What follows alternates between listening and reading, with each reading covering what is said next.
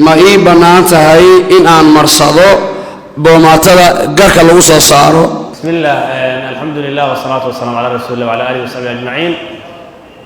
garka horta waxaan isleeyahay waqti ayuu leeyahay. يعني dadkan dhan oo ma u jeeda ma sha Allah gararkooda ay waaweyn waxay soo mareen marxalad ay gar lahayn jirna ay soo mareen. marka waxa laga rabaa qofka inuu san degdegin asaaba soo bixi doona insha Allah taala. marka uu horeyso qofku waa inuu sugo oo waqtigii uu la sugo. wax keenayna ma jiro maanta in la isticmaalo boomaato oo qofka gar degdeg ka soo saarto wax keenayna ma jiro. la daruura sharciya jirin wala daruura diiniya wala arrin kale oo hadda keeni kara ma jiro. taas mid waa tan labaad qofka digarka uu ka soo baxa ma isticmaali kara waxyaabo oo maaragta saliid oo garka qurxisa ama garka xogaa dheerayso ma isticmaali kara. al-ashya waxa waaye al-aslu fi al-ashyaa al-ibaaha. ashyaadu waxa asal u ah inay bannaanta ayaa asal u ah. bis waxa laga fiirinaya qofka wuxuu isticmaalay hal fihi darrun am la. haddii dhibaato uu ku sugan waa muharram. haddii dhibaato uusan ku sugnayn waa iska jaa'is wal aslu fi al-ashyaa wa al-ibaaha. laakiin qof lagula talina ma jirto asigoo weli gar aan gaarin inuu gar soo baxsado ama sakiin uu ku xiro ku soo bixiyo ama daawo uu isticmaal inuu sabay qof lagu dardaarmay ma lahan asagaa soo bixi doona adiga degdeg insha Allah taala umriga Allah ku dhaafo waa ku soo bixi doonaa. saa'ilka xiga waxa uu leeyahay haddii masjidka uu buuxsamo imaamka hareertiisa iyo dhinacyadiisa dhinaca midig iyo dhinaca bidix ma ku dukan karaa oo ma ii bannaanta inaan ku dukado? dadku waa laba qayb imaam iyo ma'muum. shardigu wuxuu yahay an yata'akhara al-ma'muumu can al-imaam. ma'muumku waxaa laga rabaa imaamka inuu ka dambeeyo. ma la siman karaa? haa nacam waa la siman karaa. laakiin ma'muum inuu horeeyo salaadiis ayaa ku burayso. walidaalika marka haddii qofka meel kale uu waaya waa la siman karaa ama waa ku ag dukan karaa laakiin kama hormari karo. haddii uu ka hormaro waxaa ka dhalanaya salaad inay ka burto sida ay fuqahaadu ku tageen wallahu a'lam. waayay saa'ilada xigto waxa ay leedahay ninkii ayaa wuxuu iga dalbaday maalin ramadaan inaan la sameeyo galmo anigana waan ka diiday waayo waa xaaraan. kadib wuxuu yiri haddii aad sameeyayso arrinkaas waa furan tahay oo waan ku furayaa. kadib waan ogolaaday arrintaas dambi ma ku leeyahay anigu? alxamdulilah wa sallallahu ala nabiyina muhammad wa ala alihi wa sahbihi ajmaciin. walaalahay horta waxaan u soo nahay sida gabadha ay sheegtay labada qof oo lamaanaha ah inay isu galmoodaan bil ramadaan waa xaaraan. waa kabiiratu min kabaa'ir ad-dunuub. waxaana ka dhalanaya maalinkaas soonka inuu buro. qadana waa lagu yeelanaa kafaarana waa ku waajibaysaa. nabi calayhi salaatu wasalaam ayaa u yimid oo dhahaya halagtu wa ahlagtu waan halaagsamay waxna waan halaagay. nabigu wuxuu yidhi maalak maxaa kugu dhacay? wuxuu yidhi xaaskayga ayaan u galmooday maalin ramadaan. nabigu wuxuu ku waajib yeelay kafaara ayuu ku waajib yeelay. xadiiskana waa macruuf oo macluum ah. gabadhan hadda waxay noo sheegtay in ninkeeda uu ka dalbaday howshaas oo labada lamaana ka dhexayso. markay ka diidana wuxuu ugu cabjuglay inuu furaya. horta arrinkaasi ma yahay ikraah ma yahay? anigu waxaa iga muuqataa ikraah meesha ma yeelo. xataa haddii aabaheed uusan joogin hooyada aysan joogin walaalaheeda ayna joogin waxay leedahay gabadha qaraabay leedahay. dad muslimiin ay ku dhex nooshahay. qof kastoo arrinkaas loo sheego waa ka dhiidhinaya. horta halkaas ikraah kama muuqdo. ikraah shuruud ayuu leeyahay. qasabka shuruud ayuu leeyahay. shuruudiisa waxaa ka mid ah qofka inuu kugu qasbo wax naftaada ay diidan tahay isla markaasna aadan raalli ka ahayn. markuu ku qasbayana waa inuu kugu cagajugleeya. waxa uu kugu cagajugleena waa inuu samayn karaa. maalan wuxuu yidhi waa ku dila ama xubin xubnaada ka mid ayaan jarayaa ama dhibaato badan ayaa ku soo gaaraysa ka ayaa ikraah loo yaqaanaa. laakiin waxaan yeel ama waa ku furayaa halkaas ikraah kama muuqdo. ilaan waxyaabo jiro waxaa jiro si kale oo loo macbilay karo xataa haddii uu furo. man taraka lillahi shayan cawadahu allah. qofki ilaahay shay dartiisa ugu tagay ilaahay subxana wa taala bedel ayuu siinayaa. barin waxaa dhici karto haddana wax kaloo ilaahay xarimay inuu yaha samee haddii kale kuma furo waddo ay noqoto ayaa dhici karto. laa taacata limakhluuqin fi macsiyati alkhaaliq inama taacatu fi lmacruuf. sidaa daraaddeed gabadhaasi waa ku dambaabay arrinkaasi. waa in ilaahay subxana wa tacala u toobad keento. waa ilaahay subxana wa tacala inay usoo laabato. kafaara gudkana asaga un ayaa lagu leeyahay.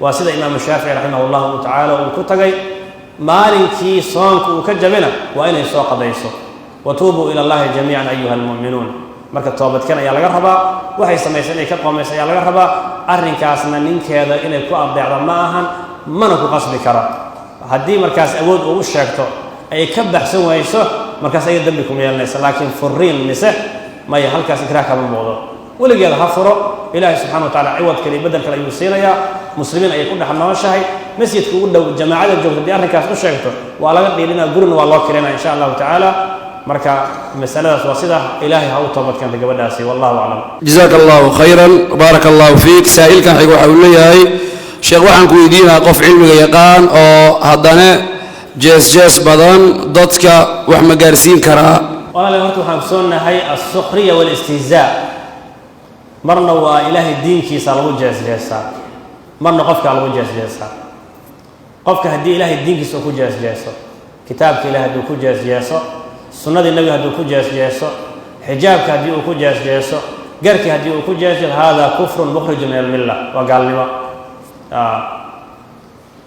قل أبالله وآياته ورسوله كنتم تستهزئون لا تعتذروا قد كفرتم بعد إيمانكم قفك هدي كجاس جاس ولالكيس مسلم وذنب ومحرم لا يسخر قوم من قوم عسى أن يكونوا خيرا منهم ولا نساء من نساء عسى أن يكون خيرا منهن جاس مرت محرم واي نين معلم أو ضدك وحبرها ينا ما هدفك لو كجاس جاس وين مسكيل عليه وذنب هدي مركز الشيخ وياه أخينا إيمانك ضدك كجاس جاس وإن نكاس لقطه ومقبل لقى آخر السنة عيل وانين دم لله فليو أو جاس يوحو اسكو درصدي يوحو اسكو درصدي أرمي على اسكو درصدي مركز سداسي وحين غني سقف كاسي وحب قد بنتي ستشويش أي كفرا مركز إلهي وإنه وبقى جاس كان وحبنا ما أنا الدين كإلهي ونقضى دين الله بحيا حد يقف له جاس ونقضى هو شيء محرم ولا غيره وقف إنه كف هذا قف كمعلم كقدوة ولا غيره مجتمع إنه هجاج ومحاضرة المانت يكون صار سنة dadka inuu ku jeesjeesa maahan qofka arrinkaa ku hawlana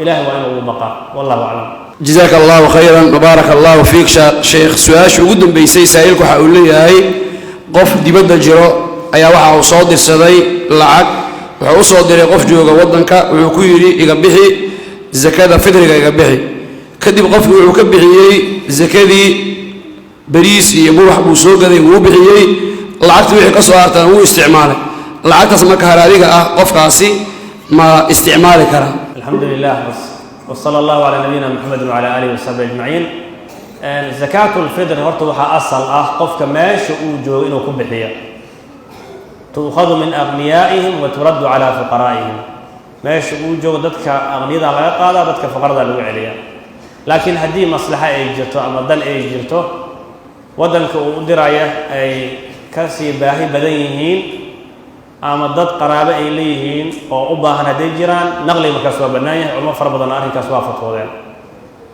marka uu naqlinayo waxaa la rabaa in lagu bixiyo cunto in lagu bixiyo zakaatu lfidri nuquud iyo lacag lagu bixiyo kuma ansaxdo waa in cunto lagu bixiya qofkaas marka waxaa laga rabaa qof inuu soo wakiisho masalan maraykanka uu jira ama ingiriiska uu jira halkan qof jooga ayuu soo wakiilanaya qofkaas ayaa badarka soo gadaya badarka ayuu ka bixinaa lacagtii loo soo wakiishay haddii wax ay ka soo haraan lacagtaas yaa iska leh wakiilka miyaa iska leh mise muwakilka muwakilku waa ninkii wax soo wakiishay ee maqnaa ee lacagta soo dirsaday wakiilkan waa ninkan oo lacagta loo soo diray wakiil sidiisaba weliga allah iyo kaa hoos bixin waxaa laga rabaa inuu u tasarrufo bimaa fiihi maslaxatu lmuwakil midkaan soo wakiishay maslaxadiisii dantiisu waxa ay ku jirta ayuu ku tasarrufayaa adiga maanta markaad suuqa tagtid ee lacag ay kuu soo harto lacagta adaa iska leh yacni lacagtaada lagama yaabo inaad ku ciyaartid wixii soo hara marka waxaan ula jeedaa wixii lacagoo soo hara waxaa iska ninkii soo diraa iska leh